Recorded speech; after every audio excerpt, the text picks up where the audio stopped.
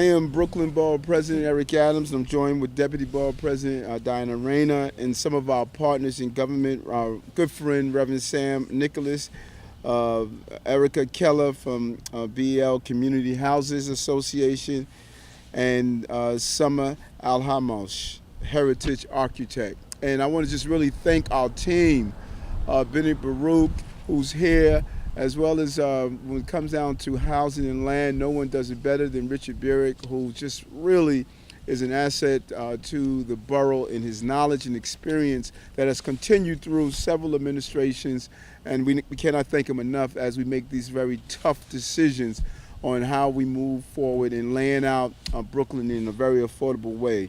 We are excited. The deputy and I know that the number one issue we hear in this borough is affordable housing.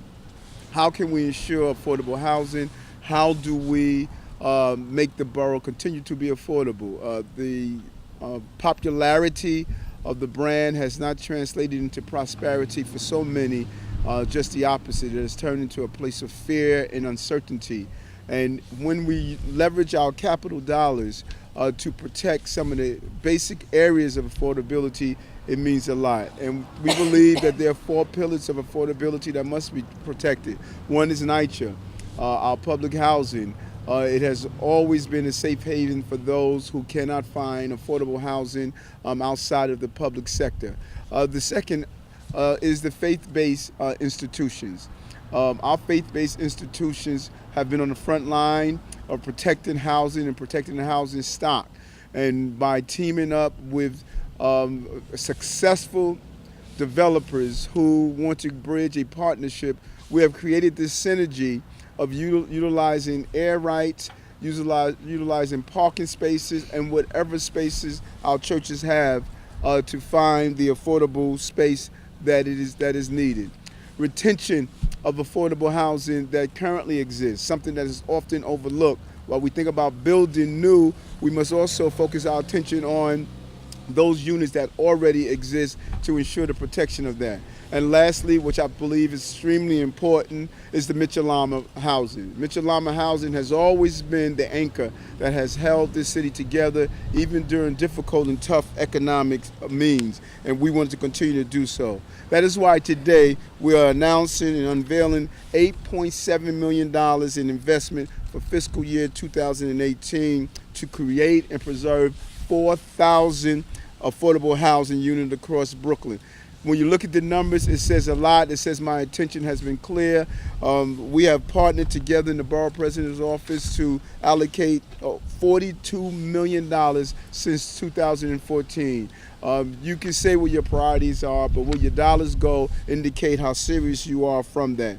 And then when you add up some of the projects that we are announcing today is extremely impressive. $1 million for 531 affordable housing units at Ebenezer Plaza in Brownsville, $1 million for 196 affordable housing units at Linden Terrace in East New York, $1 million for 84 affordable housing units for seniors at Rango Affordable Senior Residence in Bushwick, something that my deputy is very much affiliated with. She has fought hard for that project. We're also repairing the existing Mitchell-Lama housing stock, which is so important. We're repairing exterior facades and accessible bathrooms, upgrade at Crown Gardens and Crown Heights, sits in the heart of Crown Heights, which is ground zero for gentrification, many people being displaced. Renovating ADA bathrooms, ceiling stairwells, and walkways at Second Atlantic Terminal housing in Fort Greene. We're also protecting, as I stated, NYCHA. All of the confusion that is being discussed around NYCHA, we're continuing to put our investment in NYCHA. $200,000 for security cameras at Howard houses to protect tenants, which has clearly shown to be a deterrent to crime. $500,000 for repairs and security cameras at Brevoort houses and Bedford-Stuyvesant. Our fight will continue to support 1, 2, and 3 bedroom apartments. The borough has become unaffordable. It's clear when you look at Realty Track, which is the nation leading source for comprehensive housing data. They clearly point out that Brooklyn has become the most unaffordable place in the United States to live. Average rent soaring over $2,600 a month. These numbers are astonishing to those who are trying to make Brooklyn affordable to raise healthy children and families. We want to do our part, and it is important to us to do it by partner with our faith-based institutions. So here, this is the future site of the Bishop of Philius and Helen Nicolas Senior Residence. This is a beautiful rendition. When you look here at this rendition, and this church has such a commitment to this community. When you see that they build senior housing, they're not building senior housing to displace or to replace. They're building senior housing to ensure that the seniors who are part of this great borough we call Brooklyn will participate in it. So it's extremely exciting for all of us to sign on an agenda of this magnitude and of this nature. And so I want to bring on the Deputy Borough President, who has really, under her footprint in the office, her team has come together to make sure that this is possible and to continue to use our capital dollars in the right fashion. Deputy Borough President Diana Rayner. Thank you, Borough President Adams. This is so very important to our borough at a crucial time. These are our partners in the affordable housing movement in Brooklyn. As the Borough President has mentioned, the excitement of being in Brooklyn has certainly taken its toll on communities and its residents when communities cannot be affordable any longer. We have to balance, and striking that balance requires what is innovation.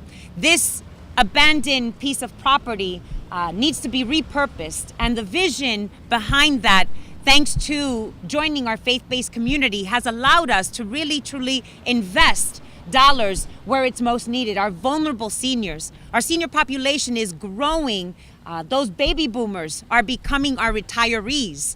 And to address what is an affordable housing crisis to the most vulnerable in a fixed income, pensioned, where they disqualify because they earn too much on a pension and Social Security, or they do not make enough on a fixed income like Social Security alone. And so we are thrilled at these opportunities to be able to join partners like this particular church, commemorating what is the vision of pastors who have dedicated their life to the borough of churches. We are known as the county with the most sacred sites. To be able to repurpose these sites, re-envision. I want to thank all our partners here, because without you, we would not be able to do this. And especially Richard Bayrak, our land use director, who in year 1 and 2 dedicated what would be resources to making sure that we surveyed Brooklyn and understood where those sacred sites were, how much air rights we had, the footprint of every capacity of area land that had the opportunity to really re-envision what they could do with their properties. And that is what you see here today. The opportunity to be able to work with partners and see beyond what is here today for the future of our baby boomers, like this particular residence, the Bishop Philius and Helen Nicolas Senior Residence, similar to the one in Bushwick, where Los Sures Southside United Housing Corporation will build what is land acquired by a private developer to be able to dedicate senior housing. Miledis is a senior in Bushwick who has 10 months to leave her apartment unregulated in a 2-family home. She has nowhere to go, does not qualify for 202 housing because there are waiting lists, and her number has not been reached. What do we do with Miledis other than trying to make sure that we're building a whole new inventory of new created senior housing residences to accommodate future Miledis, as well as hopefully what is her situation being accommodated. So thank you to everyone here today. Thank you. So true. When you look at those cases that the deputy's talking about, these are real cases and real people. We're joined by the bishop, and we want to thank you for this great renovation that is going to be done with this building. And we want to thank some of our partners, as the deputy alluded to, Habitat for Humanity, Howard Houses, Tenants Council, Riceboro Community Partnership, and just my long relationship with the Nicolas family and what they're doing in this community to continue to sustain those who believe that they don't have a home here in the borough of Brooklyn. It's more than what we're doing in our church pews. It is also what we're doing inside of the apartments, and by building senior housing, it's sending the right message that we're hearing the concerns of the people. So I want to bring on Reverend Sam Nicholas from Evangelica Crusade Christian Church.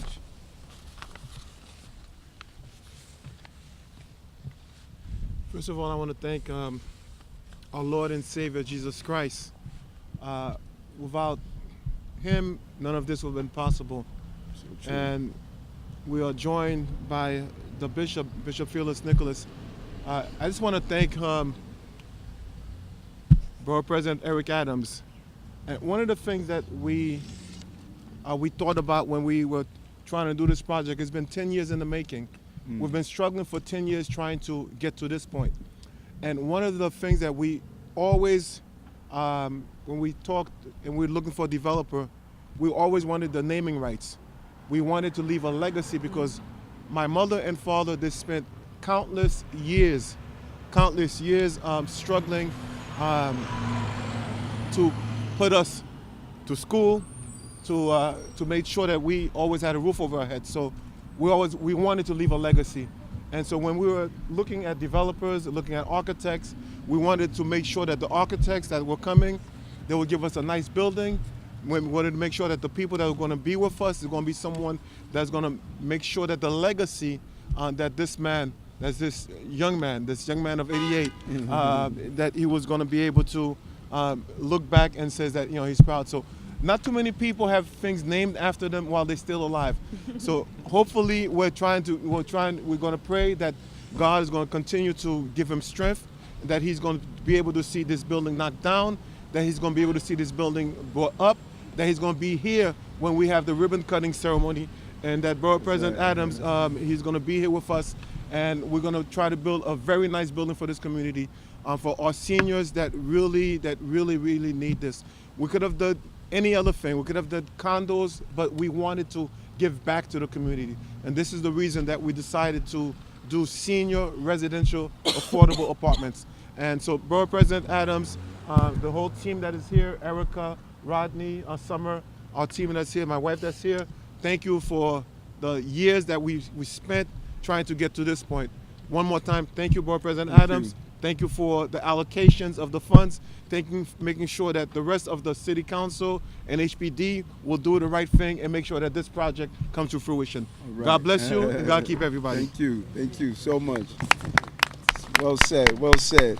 And sometimes we get caught up in the cutting of the ribbon. We don't realize how much these partnerships are important because it cuts the bureaucracy and the red tape that prevents us from moving forward. And these are real units we're talking about. This allocation today is a dozen developments are receiving funding, 1,100 affordable units, including senior and supported housing. This is extremely important.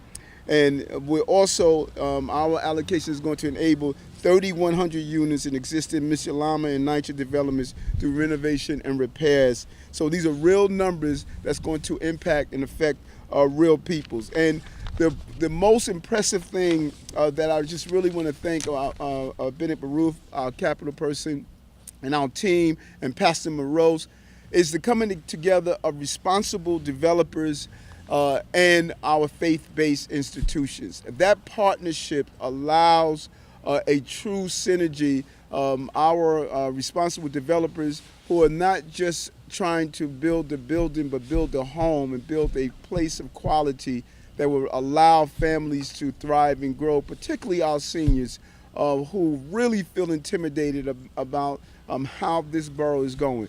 Development does not have to equal displacement when you have great developers, and we have a great developer with Erica Keller, and what she has done by educating our houses of worship. And we want to now hear from Ms. Keller.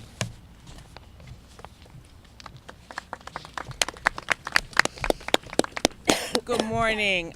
I'd like to say thank you to the Brooklyn Borough President and the Brooklyn Borough President's office for their tremendous support. It is one thing to have our political leaders say things, but it is another to have them actually do them. And 4 or 5 years ago, I met with Borough President Adams, and he said, I have a vision for this borough in working with our faith-based institutions to bring about affordable housing to ensure that we are truly one Brooklyn. And he dedicated resources from his office, his talented staff, in the form of Richard Barrick and Bennett Baruch and all of the support staff in educating, providing a forum and workshops in order to make his vision a reality. And we are truly appreciative of that. That does not always happen. As we know in our politics, things are said and there isn't always follow through. So I thank the office tremendously. I thank Brooklyn Borough President for his continued support so that we can in our borough of Brooklyn have housing to support our seniors who want to age in place, to support our faith-based institutions who have properties that need to be repurposed. Here we had a Christian school. We know that the times have changed. There aren't necessarily viable options for churches to continue with school, with the charter schools and such. And so now we have a movement with the time where we're saying, out with the old, in with the new. We know that we have a need in this borough for our seniors, and with our faith-based institutions and their vision, the support of Brooklyn Borough President and developers who are community conscientious, we have success. And we thank you so much. We thank Evangelical Christian Crusade, a wonderful church. I had the opportunity to worship with them, and the pastor was so kind to have a translator for me for the ceremony that was in Creole, but it was enjoyable and it was a true example of their real dedication. 42 years. 44 years, excuse me, Bishop, 44 years of true dedication to this community, and we thank you so much for continuing into the future. Thank you, thank you, thank you. Well said, well said. Doesn't matter if it's in Creole, if it's Spanish, Chinese, or English, housing is housing, and all over this borough, the language is spoken in the same way. We want a home to raise our families. And so our last speaker is from Heritage Architecture, Summer Alhamos.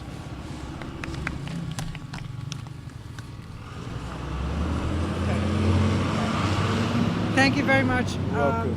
Good morning, everyone. It was my pleasure to be the architect of record for the senior housing project. We made every effort to utilize the site and to include as much affordable units. We're a community housing architecture firm. We're focused on community development, and this is the best site to locate the number of units, the senior units, and also to incorporate a community facility that would give back to the community and services. We are also so focused on diversity. This project speaks very well for the diversity. We would love to have this housing development be inclusive of this Brooklyn community and embrace the diversity of everyone and provide opportunity for housing for seniors in a diverse way and in an affordable way. I thank the Borough President for this opportunity to make this project feasible and possible for us, and I thank HPD and all the agencies who are partnering with us and working with us to make this project a reality. Thank you very much. And we too want to add those thank you to our elected official, our council person, the deputy, and I really collaborate closely with the electeds on the ground they help us identify these projects. And I hope it's not lost on you of the diversity from the architects to the developers to the builders to the occupants. Everyone must be part of the process. And if we do not have women and minority-owned businesses that are part of design, to part of construction, to part of living, in the development, then we're not doing our job. And that is why it is important to see this. And so the most exciting part of this is showing our checks, you know. Vision zero.